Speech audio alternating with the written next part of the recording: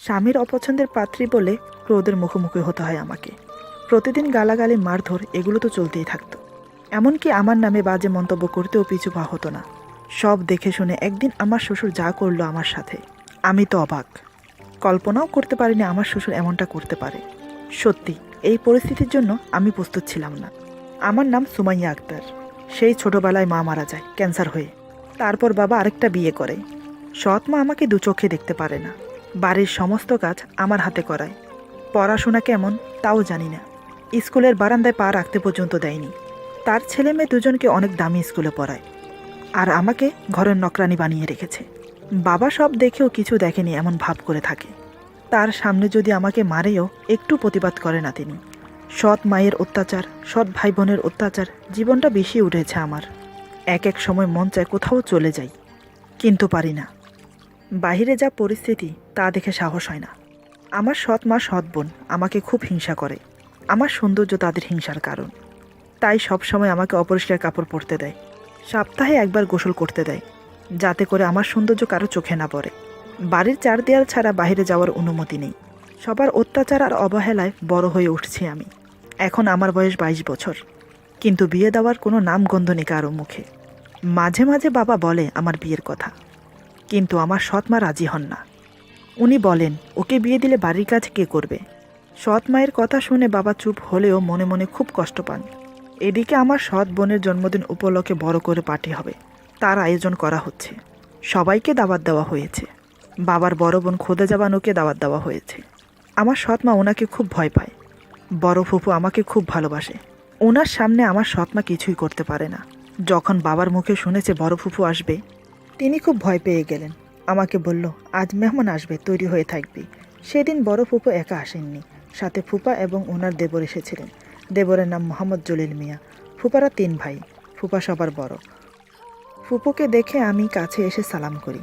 ফুপু আমাকে জড়িয়ে ধরে বলল, সালাম করতে হবে না, আমার বুকে আয়। কতদিন পরে দেখছি তোকে, কেমন আছিস?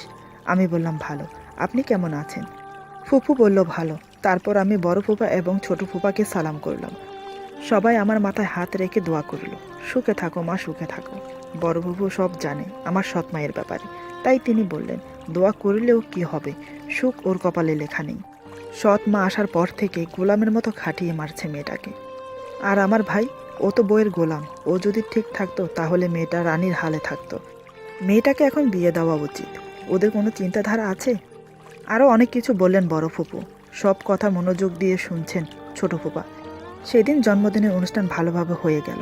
সবাই যার যার বাড়িতেও চলে গেল। একদিনের জন্য ভালো পোশাক, ভালো খাবার নসিব হয়েছিল। তার পরের দিন থেকে আগের মতো চলতে থাকে। ওইদিকে বড় ফুপুর দেবর আমার কথা বলে ওনার বড় ছেলের জন্য। ফুপু বললেন, দেখ ভাই, আমার ভাতিজি মেয়ে হিসেবে ভালো, দেখতেও খুব সুন্দরী, তবে পড়াশোনা জানে না। কোথায় তোর ছেলে MA পাস, ও কি মূর্খ মেয়েকে বিয়ে করবে? জলিল মিয়া বললেন, ভাবি তুমি তো জানো আমার 2 ছেলে আমার কথা মেনে চলে। মেয়ে পড়াশোনা না জানুক, তাতে আমার কোনো আপত্তি নেই। মেয়ে আমার পছন্দ হয়েছে, ওকেই আমার ছেলের বউ করব। ফুপু বলল, ঠিক আছে, আমি ভাইয়ের সাথে কথা বলে দেখি, তারপর তোমাকে জানাচ্ছি। এরই মাঝে কয়েকদিন কেটে যায়। একদিন ফুপু আমাদের বাড়িতে আসে। বাবার সাথে আমার বিয়ের ব্যাপারে কথা বলে। বাবা শুনে আপত্তি না করে রাজি হয়ে গেল। এদিকে আমার সৎ মা মনে মনে জ্বলছে বিয়ের কথা শুনে, কিন্তু কিছু বলতে পারছে না ফুফুর জন্য। তারপর আমার বিয়ে ঠিক হলো। ছেলের নাম মোহাম্মদ হাসান ইসলাম। দেখতে মোটামুটি ভালো, তবে জেদি এবং অহংকারী টাইপের। আমি পড়াশোনা জানি না বলে প্রথমে বিয়েতে অমত করে, কিন্তু বাবার ভয়ে রাজি হয়ে যায়। এদিকে আমি মনে মনে খুব খুশি হলাম, অন্তত এখান থেকে গেলে একটু শান্তিতে থাকতে পারবো। এই আশা বুকে বেঁধে স্বপ্ন দেখতে থাকি। এক সময় বিয়ের দিন চলে এলো। আজ আমার বিয়ে। তেমন আয়োজন করা হয়নি, কারণ আমি তার নিজের মেয়ে না, তাই। আমার শ্বশুর খুব ভালো, এসব দেখেও কিছু বললেন না। বিয়ে হয়ে যাওয়ার পর আমাকে নিয়ে চলে এলেন। রাত 12টার দিকে আমাকে বাসর ঘরে দিল, কিন্তু হাসান কোনোভাবেই ঘরে প্রবেশ করতে রাজি না। তার একটাই কথা, বিয়ে করতে বলেছ, করেছি, কোনো অমত করিনি, কিন্তু এখন আমাকে বাধ্য করো না বাসর ঘরে যেতে। আমার কোনো ইচ্ছে নেই ওই ঘরে যাওয়ার। এই কথা আমার শ্বশুর শুনতে পেয়ে খুব বকা দিয়ে রুমে পাঠান। হাসান এলো বটে, কিন্তু মুখে বিরক্ত ছাপ। মনে মনে আমার উপর খুব রেগে আছে, সব কিছুর জন্য আমাকে দায়ী করছে। দরজা লাগিয়েই আমার সামনে দাঁড়ালো। তারপর আমাকে বলল, ওই খাট থেকে নেমে আয়, তোর সাথে আমার কথা আছে। আমি ওর কথায় চমকে উঠি। এমন করে কেন বলছে? আমি ওর কথা মতো নেমে আসি। এখন হাসানের সামনে দাঁড়িয়ে আছি। হঠাৎ আমার গাল টিপে ধরে বলল, আমার বাবাকে বশ করতে পারলেও কিন্তু আমাকে পারবি না। মূর্খ গেও ভূত, তুই কি ভেবেছিস আমি তোকে বিয়ে করে বউ হিসাবে মেনে নেব? কখনো না। আমার মতো ছেলের বউ হওয়ার জন্য কত সুন্দরী সুন্দরী মেয়ে পিছে পিছে ঘোরে, তুই তো কোন ছাড়। আরও অনেক কিছু বলছে। এদিকে আমার গাল জোরে টিপে ধরায় খুব ব্যথা পাচ্ছি, ছাড়ানোর চেষ্টা করেও পারছি না। কিছুক্ষণ পর ছেড়ে দিয়ে বলল, ইচ্ছে করছে তোকে ঘর থেকে লাথি মেরে বের করে দেই, কিন্তু বাবার জন্য পারছি না। এখানে থাকতে হলে তোকে আমার কথা মতো চলতে হবে। আর একটা কথা কান খুলে শুনে রাখ, এসব কথা বাবার কানে যেন না যায়, তাহলে আমার থেকে খারাপ আর কেউ হবে না, এই বলে রাখলাম। তারপর খাট থেকে একটা বালিশ আমার মুখের উপর ছুঁড়ে মেরে বলে, যেখানে মন চায় সেখানে শুয়ে পড়, তবে খাটে ঘুমানোর চেষ্টা একদম করবি না। এই বলে হাসান শুয়ে পড়ল। আমি বালিশটা নিচ থেকে কুড়িয়ে নিয়ে কান্নায় ভেঙে পড়লাম। হে আল্লাহ, এই কোন জন্মের শাস্তি দিচ্ছ আমাকে? নিজের বাড়িতে সৎ মা ভাই বোনের অত্যাচার, আর এখানে স্বামীর অত্যাচার। এত দুঃখ কষ্ট সহ করার জন্য কি পাঠিয়েছ দুনিয়াতে? জন্মের সময় কেন উঠিয়ে নিলে না আমাকে? ঘরে চোখ বুলিয়ে দেখলাম কোথাও শোয়ার মতো জায়গা আছে কিনা, কিন্তু কোথাও কিছু চোখে পড়ল না। মেঝেতে ঘুমানোর জন্য একটা মাদুরা চাই, সেটাও নেই। তাই টেবিলের কাছে একটা চেয়ার ছিল, সেটাতে বসে রাত কাটিয়ে দিলাম। ঘুম হয়নি আমার সারা রাত। হাসানের কথাগুলো কলিজায় প্যারাক ফোটার মতন আঘাত করছে। মনে হচ্ছে এই পৃথিবীতে যত দুঃখ কষ্ট আছে সব আমার জন্য লিখে রেখেছে, তাই ভোগ করে যাচ্ছি। একসময় সকাল হলো, চারিদিকে পাখির কিচিমিচির শব্দ, শান্ত মৃদু ঠান্ডা বাতাস শরীরটা জুড়িয়ে দিয়ে গেল। জানলার পাশে বসা ছিলাম, তার একটা কপাট খোলা ছিল। রাতে আসার কারণে বাইরের দৃশ্য উপভোগ করতে পারিনি। এখন চোখ পড়তেই বুঝতে পারলাম বাইরের দৃশ্যটা আমাদের ওখান থেকেও খুব সুন্দর। বাড়ির ভিতরে নানান রকমের ফুলের বাগান, চারিপাশে বড় বড় গাছ, পরিবেশটা দেখে মনটা জুড়িয়ে গেল। উঠে ফ্রেশ হয়ে নিলাম, তারপর কাপড় চেঞ্জ করে বসে আছি। কিছুক্ষণ পর দরজায় টোকা পড়ল, কোনো পুরুষ কণ্ঠ হাসানের নাম ধরে ডাকছে। হাসান তখনও ঘুম, তাই আমি বাধ্য হয়ে দরজা খুললাম। দরজা খুলতেই দেখি 23-24 বছরের এক যুবক দাঁড়িয়ে আছে। আমাকে দেখে মাথা নিচু করে নিয়ে বলল, গুড মর্নিং ভাবি, ভাইয়া কোথায়? বুঝতে পারলাম এটা আমার দেবর হয়। আমি বললাম, উনি তো ঘুমাচ্ছে। ছেলেটা বলল, ভাবি আমার নাম মোহাম্মদ ইমন ইসলাম, বাবা নাস্তার টেবিলে ওয়েট করছে, তাই ডাকতে এলাম। ভাইয়া যখন ঘুমোচ্ছে আপনি চলুন আমার সাথে। আমি আর কিছু বললাম না, ইমনের পিছু পিছু গেলাম নাস্তা করতে। আমার দেবর খুব ভালো, পড়াশোনা ঢাকায় করে, আমাদের বিয়ে তাই এসেছিল, আমাকে খুব সম্মান করে। এদিকে দিন দিন হাসান ক্ষিপ্ত হয়ে উঠছে আমার ওপর, যখন তখন হাত উঠায় আমার গায়ে। আমার শ্বশুর অনেক বোঝানোর চেষ্টা করে, হাসান বাবার কথা পাত্তা দেয় না। আগে এমন ছিল না, আমাকে বিয়ে করার পর থেকে এমন বেপরোয়া হয়ে গেছে। এর জন্য নিজেকে দায়ী মনে হচ্ছে। মাঝে মাঝে এমন বাড়িতে আসে 2-1 সপ্তাহ ছুটি নিয়ে। ঢাকায় পড়াশোনা করার কারণে সব বন্ধু ঢাকাতে, এখানে তেমন বন্ধু নেই ওর, তাই বেশিরভাগ বাড়িতে থাকে। প্রায় সময় দেখতো আমাকে মারছে হাসান, মাঝে মাঝে ছাড়ানোর জন্য এগিয়ে আসতো। বেচারা ইমন ছাড়াতে এসে ভাইয়ের হাতে মার খেত। আমি অনেকবার না করেছি। ইমন বলে, ভাবি চোখের সামনে তোমাকে মারছে, কি করে না গিয়ে থাকি বলো তো? এভাবে চলতে থাকে প্রায় 2 বছর। একদিন রাতে খুব বৃষ্টি হচ্ছিল, হাসান বাসায় ছিল, এক্সামের কারণে ইমন ঢাকা ছিল। বৃষ্টির কারণে আমার শ্বশুর খাবার খেয়ে শুয়ে পড়ল তাড়াতাড়ি। 10টার দিকে হাসান খেয়ে শুয়ে শুয়ে মোবাইল দেখছে। কী দেখছে জানি না, তবে ওর চেহারা দেখে লক্ষণ ভালো মনে হলো না, মনে হচ্ছে খারাপ কিছু দেখছে ফোনে। এমনিতে তো আমার সাথে কথা বলে না, তাই আমি জিজ্ঞেস করার প্রয়োজন বোধ মনে করিনি। নিচে মাদুরা বিছিয়ে শুয়ে পড়লাম। সারাদিন কাজ করার ফলে শরীর ক্লান্ত লাগছে, তাই চোখ বন্ধ করে ঘুমানোর চেষ্টা করছি। ধীরে ধীরে ঘুমের রাজ্যে হারিয়ে যাচ্ছি। হঠাৎ কেউ একজন ঝাঁপিয়ে পড়ল আমার উপর। ব্যাপারটা কি হলো বুঝতেই পারলাম না, শুধু এটুকু বুঝতে পেরেছি কেউ আমার সাথে ধস্তাধস্তি করছে। কাঁচা ঘুম ভেঙে যাওয়াতে মন মেজাজ খুব খারাপ ছিল। জোরে ঝাঁপিয়ে পড়ার কারণে খুব ব্যথা পেয়েছি বুকে, খুব যন্ত্রণা হচ্ছে। কিছুক্ষণ সময় লেগে গেল বুঝতে কে এমন করছে। সারা ঘর অন্ধকার ছিল। আমি জোরে ধাক্কা মেরে ফেলে দিয়ে বললাম, কে? হাসান নিজেকে সামলে নিয়ে বলল, আমি। আমার আর বুঝতে বাকি রইল না হাসান এমন করছে আমার সাথে। কিন্তু কেন? আমাকে বললেই পারতো, আমি ওর বিবাহিতা স্ত্রী, আমার সব কিছু ওর, তাহলে জোর জবরদস্তি করার কি প্রয়োজন? আর ভাবার সুযোগ পেলাম না। হাসান আবার ঝাঁপিয়ে পড়ল আমার উপর। ওর প্রতিটা চো আরামের জায়গায় যন্ত্রণাদায়ক মনে হচ্ছে। সারা রাত জানোয়ারের মতো ছেড়ে ছেড়ে খেয়েছে আমাকে। বাধা দিতে চেয়েছিলাম অনেকবার, কিন্তু পেরে ওঠেনি। যতবার বাধা দিয়েছি ততবার ওর লোহার মতো হাতের থাপ্পড় খেয়েছি। তাতে করে আমার ঠোঁট ফেটে গেছে, 2 গেলা আঙ্গুলের দাগ স্পষ্টভাবে ফুটে উঠেছে। ভোরের দিকে ছেড়ে দিল। একটা মানুষ নিজের ক্ষুধা নিবারণ করার জন্য এতটা অমানুষ হতে পারে তা ওকে দেখে বুঝলাম। জন্য চাহিদার নেশায় এতটাই মগ্ন ছিল ও বুঝতেই পারেনি কি করেছে। সকালে অনেক কষ্টে উঠে ফ্রেশ হয়ে নিলাম। সারা বাড়ির কাজ আমাকে করতে হবে। আমার শ্বশুর আমাকে লক্ষ্য করলো। আমার মুখ দেখে তিনি বুঝে গেলেন কাল রাতে নিশ্চয়ই আমাকে মেরেছে হাসান। হাসানকে ডেকে খুব বকা দিলেন। এই 2 বছরের মাথায় স্বামীর অত্যাচার হোক কিংবা ভালোবাসা হোক, একদিনেই নসিব হয়েছিল। মাসখানেক পর বুঝতে পারলাম আমি প্রেগনেন্ট। ততদিনই ইমন বাড়িতে চলে আসে এক্সাম শেষ করে। মনে মনে ভেবে নিলাম রাতে হাসানকে বলবো, নিশ্চয়ই ও খুশি হবে, হয়তোবা বাচ্চার জন্য নিজেকে পরিবর্তন করবে। রাতে হাসান খাটে শুয়ে মোবাইল দেখছিল। আমি বললাম, একটা কথা বলার ছিল আপনাকে। হাসান আমার দিকে না তাকিয়ে বলল, কি বলবি তাড়াতাড়ি বল, এত বাহানা করার প্রয়োজন নেই। আমি আমতামতা করে বললাম, আমি প্রেগনেন্ট, আপনার বাচ্চার মা হতে চলেছি। কথাটা মুখ থেকে শেষ হতে দেয়নি। খাট থেকে লাফিয়ে উঠে হাসান বলল, কি বললি, তুই প্রেগনেন্ট? তা কি করে সম্ভব? বিয়ে হওয়ার পর থেকে আমি তোকে ছুঁয়ে দেখিনি। হ্যাঁ, হয়তো একদিন আমি নিজেকে কন্ট্রোল করতে না পেরে তোর সাথে সঙ্গম করেছি। একদিনের মিলনে কেউ তো প্রেগনেন্ট হয় না। এবার আমার চুলের মুঠি ধরে বলল, সত্যি করে বল, কার বাচ্চা পেটে নিয়ে আমার বাচ্চা বলছিস? কার সাথে নষ্টামি করেছিস? বাহিরে তো যেতে পারিস না, তাহলে নিশ্চয়ই ঘরে কাউকে ডাকিস। সত্যি করে বল, এ বাচ্চার বাপকে? আচ্ছা, এমনটা নয় তো তুই আমার ছোটো ভাইয়ের সাথে ফষ্টি নষ্টি করছিস?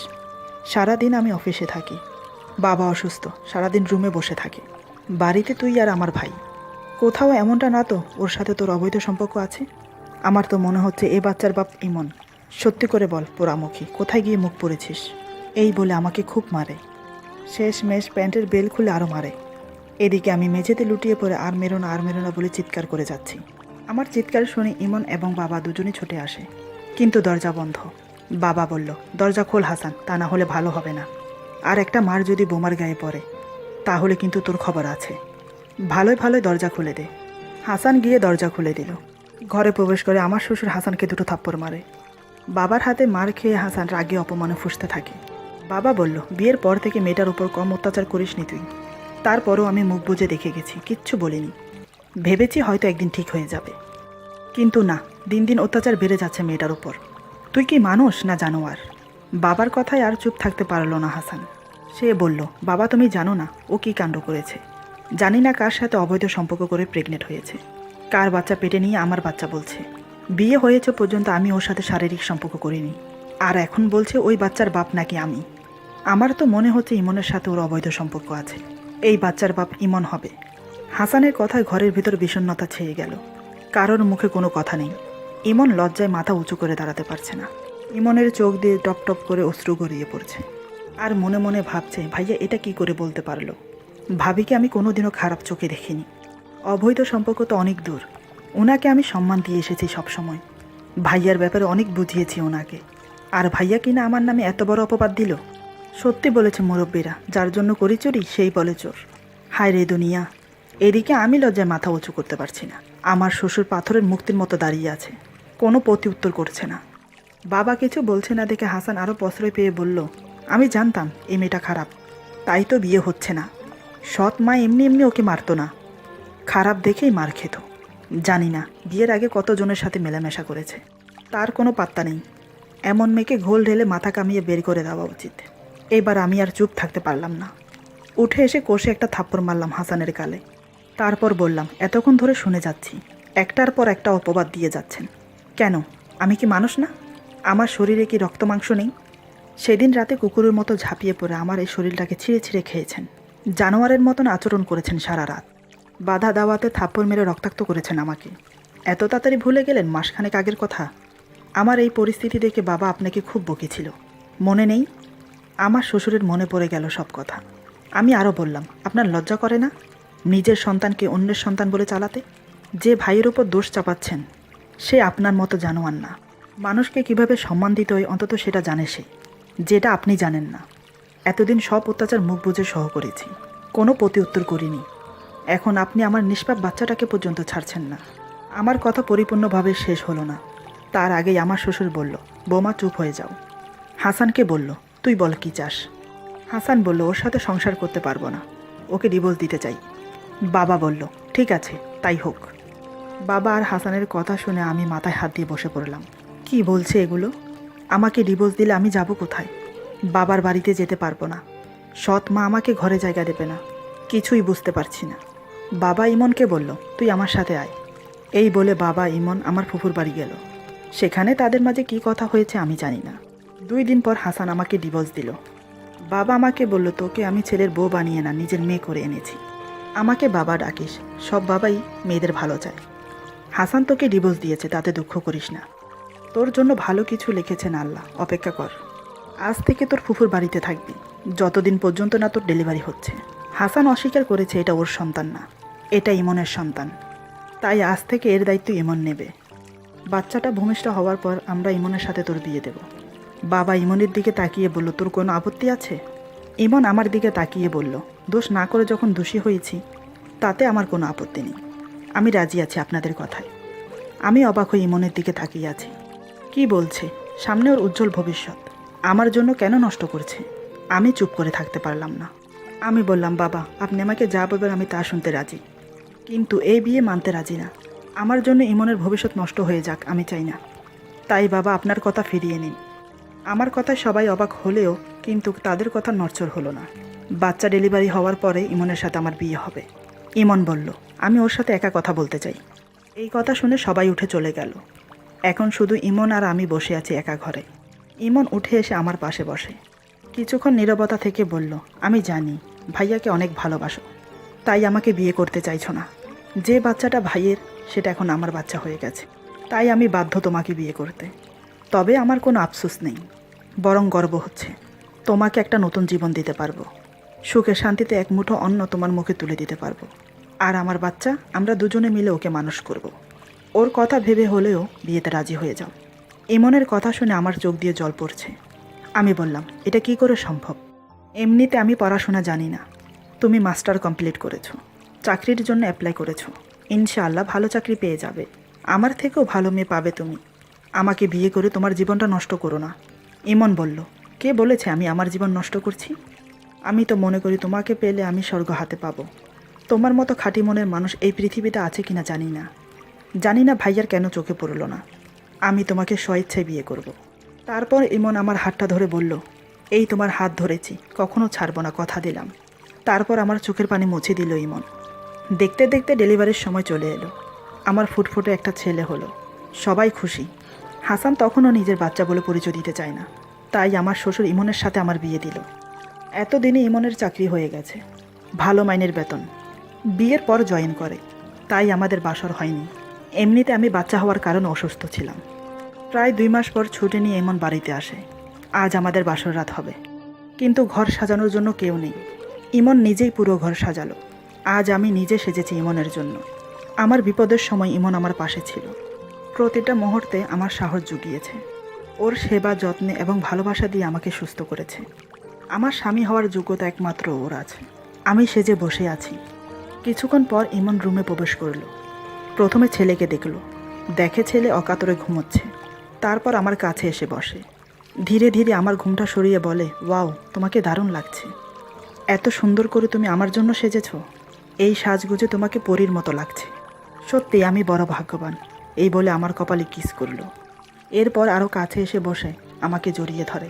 মনে মনে আমি ভাবছি, স্বামীর ভালোবাসা মনে হয় এমনই হয়, আগে তো পাইনি, এই প্রথম। এটা ভেবে চোখে জল এলো আমার। ইমন বুঝতে পারলো আমি কাঁদছি। আমার চোখের পানি মুছে দিয়ে বলল, একদম কাঁদবে না, আমি তোমাকে কখনো কাঁদতে দেব না। আজ আমাদের বাসর রাত, আজকের রাতটা অন্তত খারাপ করো না। আমি ভালোবাসার কাঙ্গাল, তাই ভালোবাসা চাই, চোখের জল না। এখন বলো, ভালোবাসা দেবে না কাঁদবে? আমি মুখে কিছু না বলে ওকে শক্ত করে জড়িয়ে ধরি। ইমনও আমাকে শক্ত করে জড়িয়ে ধরে আদর করতে থাকে। স্বামীর ভালোবাসা কী জিনিস আজ বুঝতে পারলাম।